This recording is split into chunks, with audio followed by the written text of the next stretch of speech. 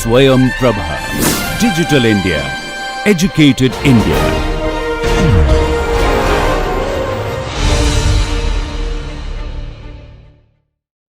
Namaskar. You have stepped into a course that is going to change the way that you look at data. Not just how you analyze it, but also how you communicate it. My name is Nivid Desai. I serve as the Program Executive at Writing Studio IIT Gandhinagar. Welcome to Writing for Data Science. This course is at the intersection of analysis and communication. As all of us know, data analysis is not just about coding and models. It is about solving real-world problems. And that is exactly why every single thought that goes into solving those problems needs to be communicated. And not just to one audience, across multiple stakeholders. That is where this course comes in. This course prepares you with the foundations of writing, especially curated for data science. We will discuss audience analysis, critical thinking, logical reasoning, as well as storytelling that is native to data science. So join me on a journey at the intersection of numbers and narratives. I'll see you in class.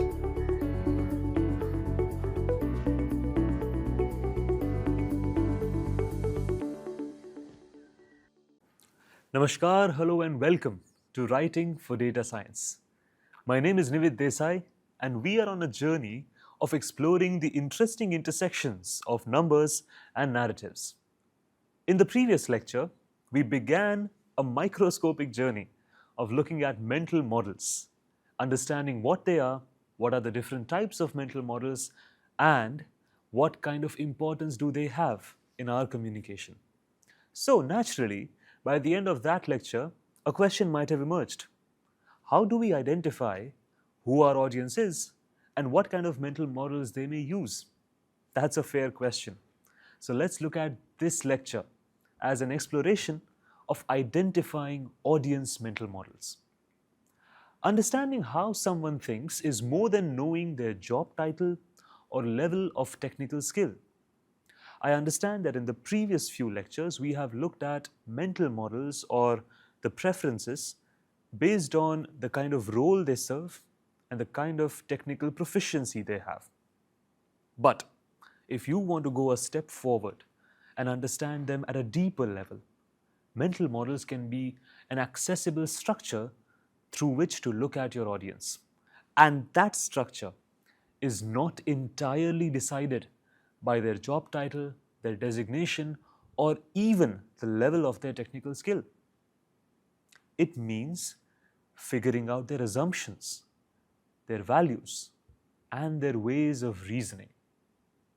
These are shaped by personal experience, by education, by professional role, and, surprise, surprise, even culture.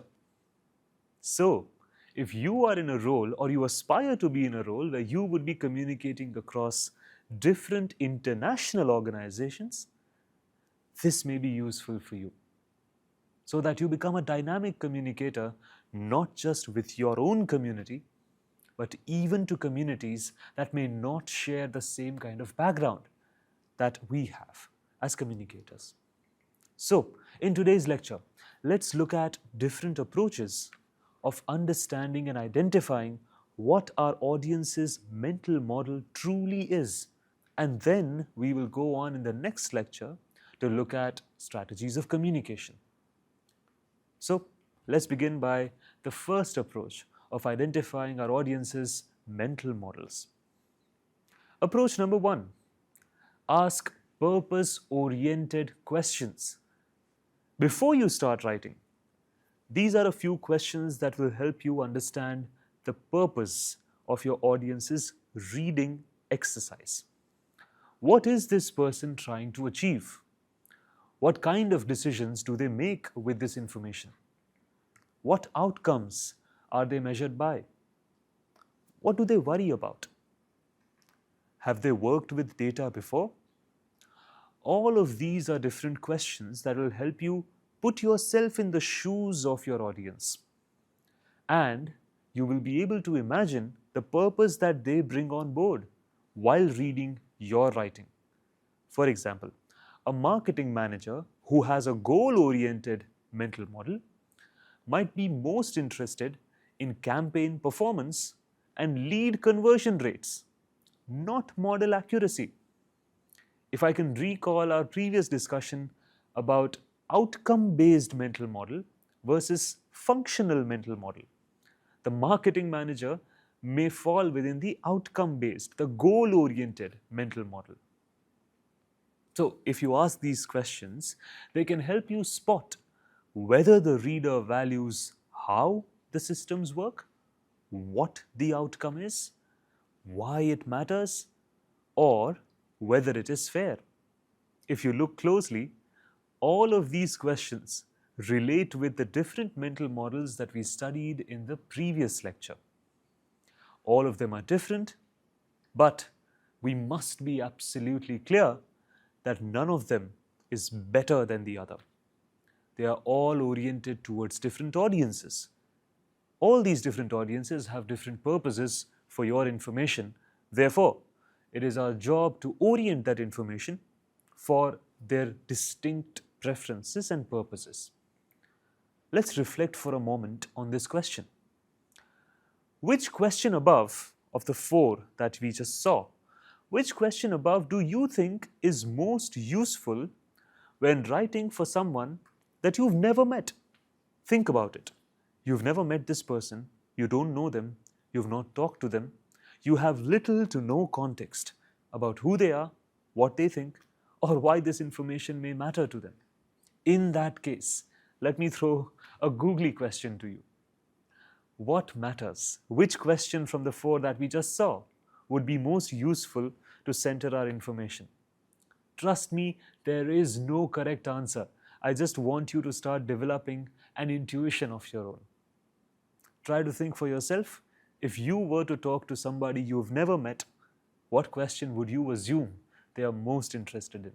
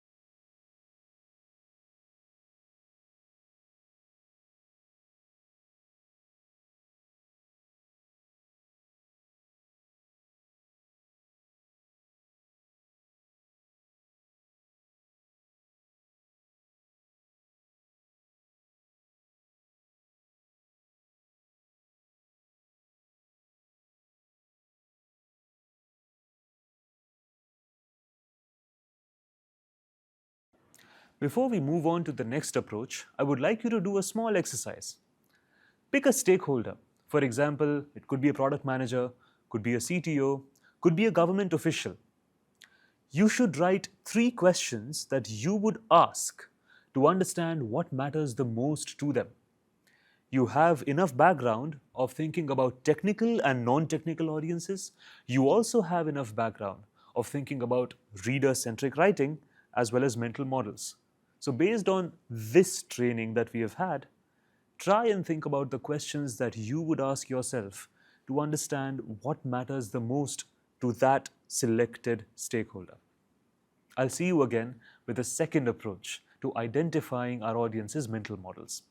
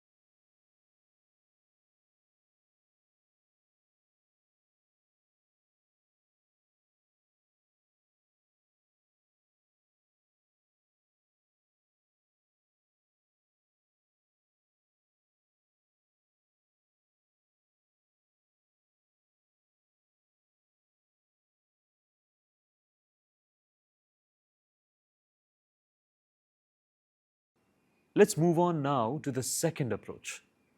Listen to their language. People's word choices often reveal how they think. Are they focused on systems and processes? Are they focused on narratives and emotions?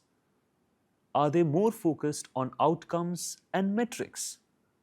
These kinds of questions will help you identify what they talk about the most, and that will reveal what mental model they practice. For example, functional thinkers often use technical language. They use words like optimize, architecture, iterations.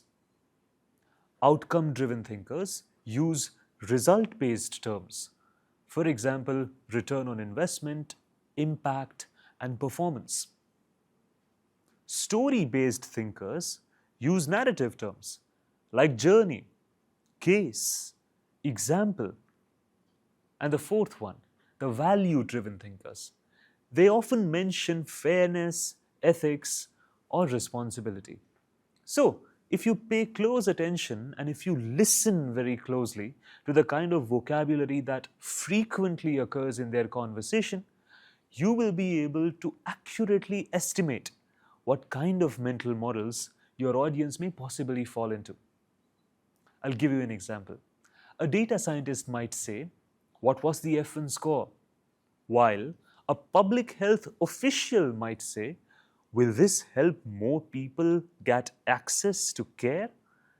So, if you see, the first one was a functional mental model. And the second one, take a moment, guess what mental model it is. Look at the last word, correct. The value driven mental model. It is more about access to care, help more people. You see, these are values.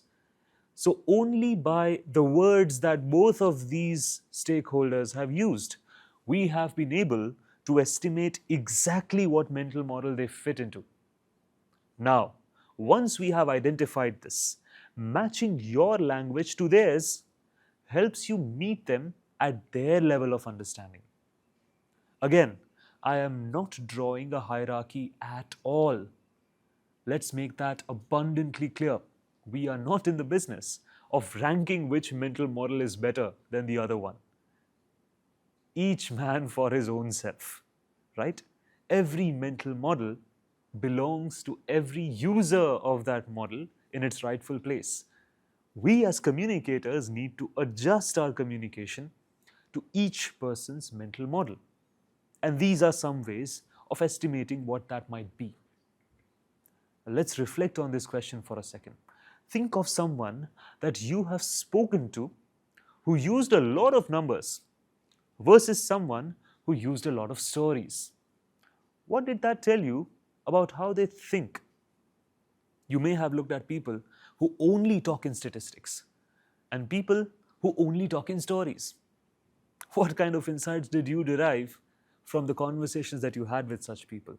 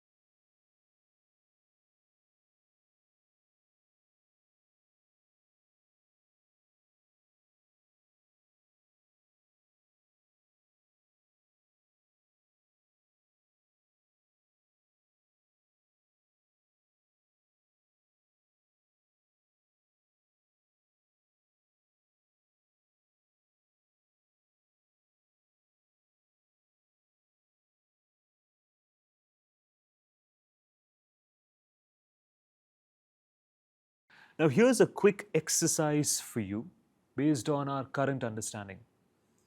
Here's a quote from a team leader. I want to understand how this model actually makes decisions, what it is looking at. Right? This sentence is spoken by a team leader. Now, my question to you is, what kind of mental model do you think they have? Write your answer and justify why. Why do you think that this mental model would be revealed by the sentence that is in front of you? We have looked at how language reveals mental models. Look for clues, look for the content, look for what it lets out in terms of how the speaker thinks. I will get back to you with the third approach very soon.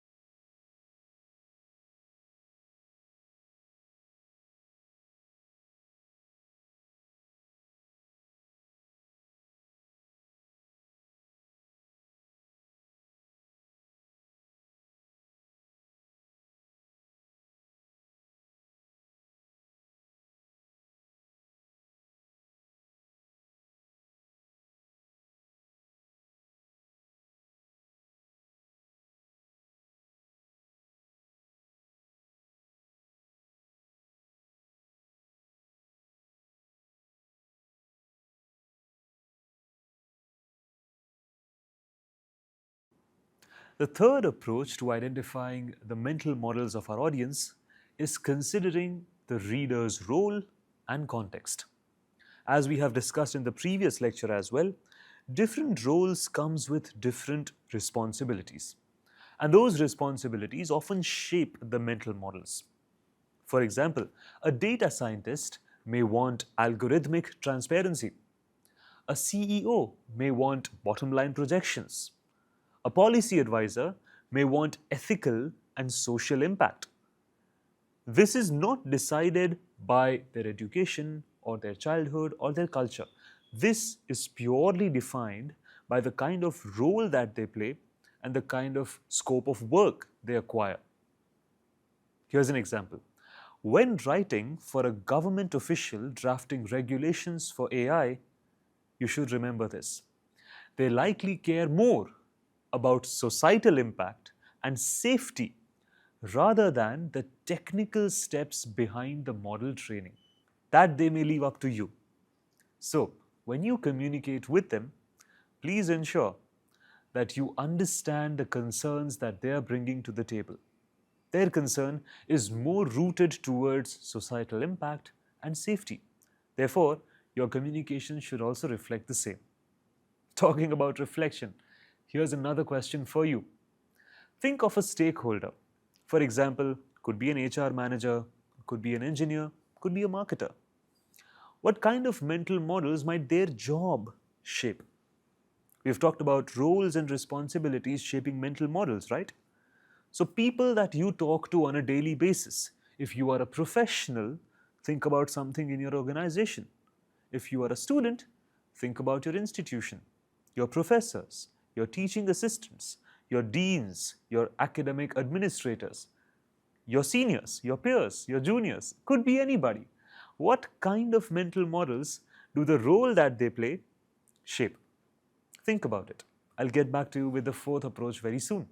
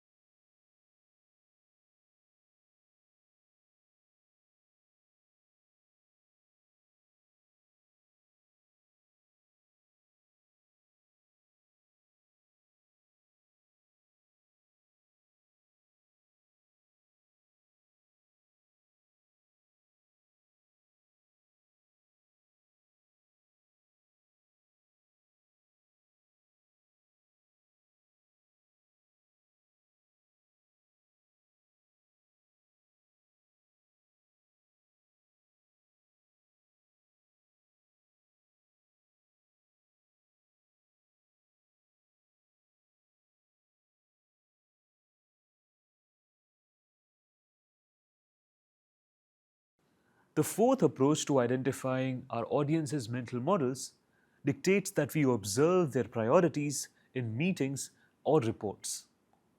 We pay close attention to what they highlight or what they ignore.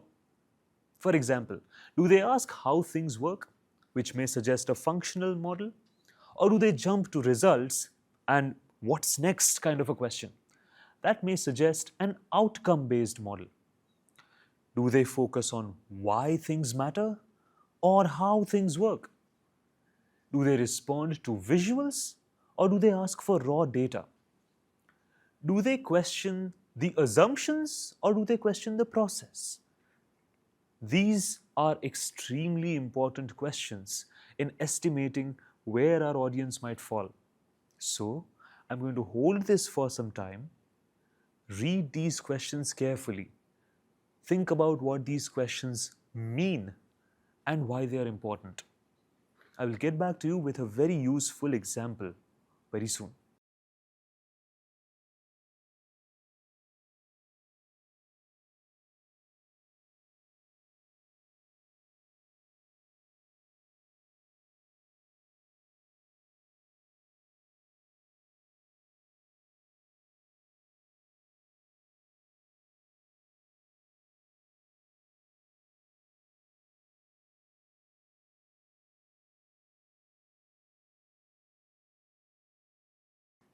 So here's an example. If your audience always asks, how will this impact the next quarter's numbers? They are likely using a results driven mental model. I believe we have developed enough understanding to arrive at that conclusion. And then a team that replies, can you show me a customer example? They probably think in stories, not spreadsheets. So these questions also reveal the kind of mental models that they possess. They may not be aware, but that is definitely the way that they are looking at the world around them. So here's an exercise for you.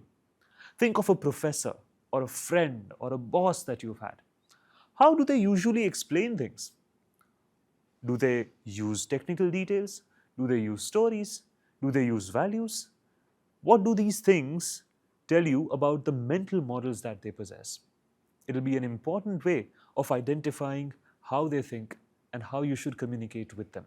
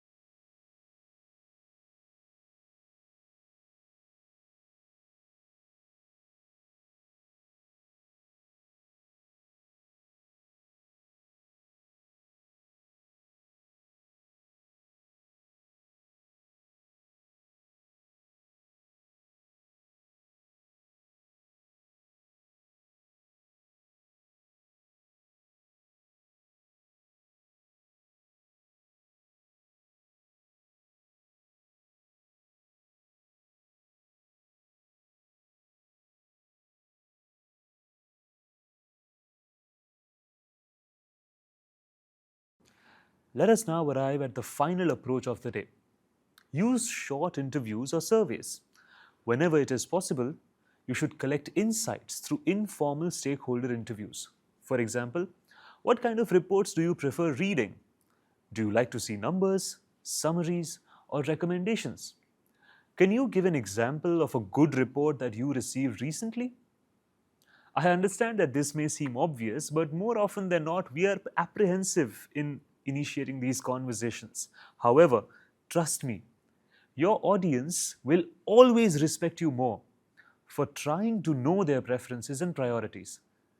So, if you get a chance, please talk to your audience. Please talk to your readers. It is, in fact, a privilege to be able to talk to your readers. So, if you are a communicator, having a congenial relationship with your receiver solves most problems in our way. In fact, it helps us preempt the confusion and format that your message is supposed to be communicated in a way that fits their thinking style, so that we don't make any misgiven assumptions or misgiven calculations while thinking about designing communication for our audience. Trust me, people are more than willing to share their preferences and the kind of things that they are looking forward to receive. So, go the extra mile. Try and talk to your readers. Trust me, they'll thank you for it. The last reflection for the day: is right here on your screen. How might gathering this information before writing a report improve your communication? Think about it. This is a very fundamental question based on the kind of experiences that we have had so far. These questions reveal the preference and the kind of indications that your audience is already giving you.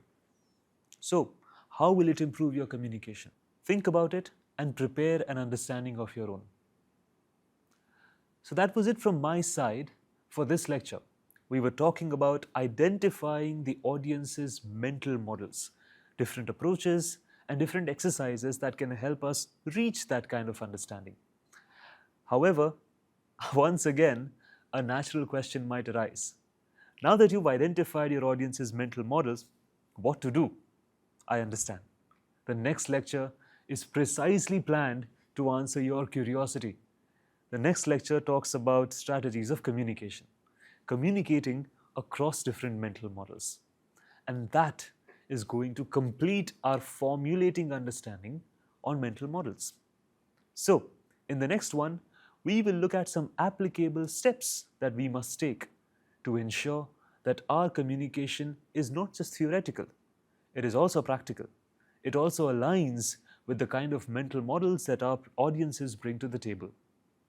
I hope that you are excited to learn about the final leg of our understanding in mental models. Please keep practicing the skills that we have learned so far because they will help us build our further understanding. I will see you in the next class. Until then, stay curious, keep learning. All the best, and I will see you soon. Thank you so much. Namaskar.